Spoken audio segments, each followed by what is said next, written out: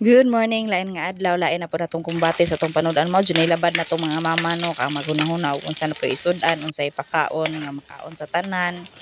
Nangganahan sila, so karon mag-adobo na laman taaning nukos or gisado nga nukos kay magigisam po ni hala. Basta kay mauna na.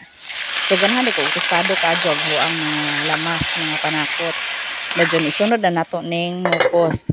Ingon ana ba pud mo kay basta kay ako kung maghinlo ko sa nukos.